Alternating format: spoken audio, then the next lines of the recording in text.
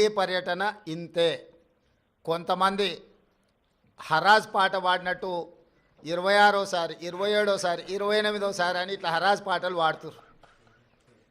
వాళ్ళలాగా పైరవీల కోసమో కాళ్ళు పట్టుకోవడానికో కేసులను ఎత్తేయించుకోవడానికో మోడీ ముందు మొక్కలిల్లడానికో ఢిల్లీకి వెళ్ళడం లేదు. కేంద్ర ప్రభుత్వాన్ని అవసరమైతే నిలదీసైనా రాష్ట్ర ప్రభుత్వానికి రావాల్సిన నిధులు అనుమతులను తెచ్చుకోవడానికే మేము ఢిల్లీ పర్యటన చేస్తున్నాము. ఎవరి కాల్లో పట్టుకోవడానికో కేసుల నుంచి తప్పించుకోవడానికో గవర్నర్ నుంచి అనుమతి ఇవ్వకుండా ఆపుకోవడానికో మా ప్రయత్నం కాదు. వాళ్ళకి నేను సూచన చేస్తున్నా, మీరు 10 సంవత్సరాలు నిర్లక్ష్యం చేయడం వల్ల రాష్ట్రానికి తీరని అన్యాయం జరిగింది.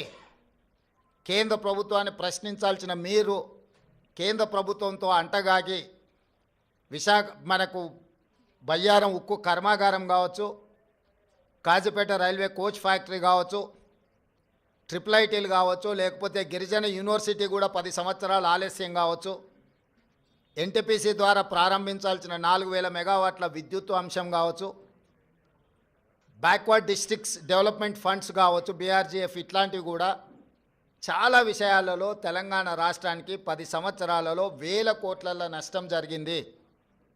అది మన హక్కు, ఎవరి దయనో కాదు.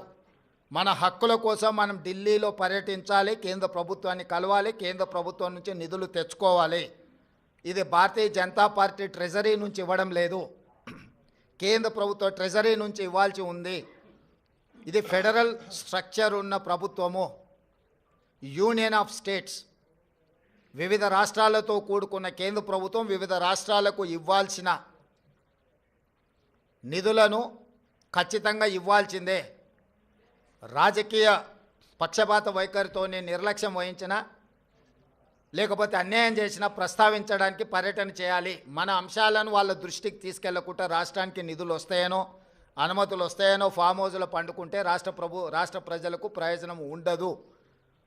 అందుకే ఎన్నిసార్లైనా వెళ్తాము ఢిల్లీకి. తప్పకుండా ఢిల్లీ నుంచి రాబట్టుకోవాల్సిన నిధులను అన్నిటినీ రాబట్టుకుంటాము.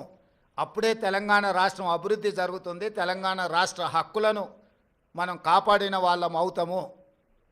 మీ కడుపు మంట మాకు తెలుసు, మీ దుఃఖము మాకు తెలుసు. మీ కడుపు మంట కోసమో మీ దుఃఖం కోసమో మీరు పెడుతున్న కాకి గోలను మేము పట్టించుకోము. మీలాంటి వాళ్ళను అలా అరుస్తుంటే మాకు ఒక రకంగా ఉత్సాహం వస్తుంది. ఎందుకు అని అంటే మీ బాధ మీ దుఃఖం చూస్తుంటే మా కార్యకర్తలు సంతోషపడతారు. 10 సంవత్సరాలు మా కార్యకర్తల్ని వేధించుక తిని అక్రమ కేసులు పెట్టి ఈరోజు మీరు పడుతున్న క్షోభం చూస్తే, తెలంగాణ రాష్ట్రం అభివృద్ధి ఎక్కడ జరుగుతుందో అని అడ్డం పడేదాన్ని చూస్తే అప్పుడప్పుడు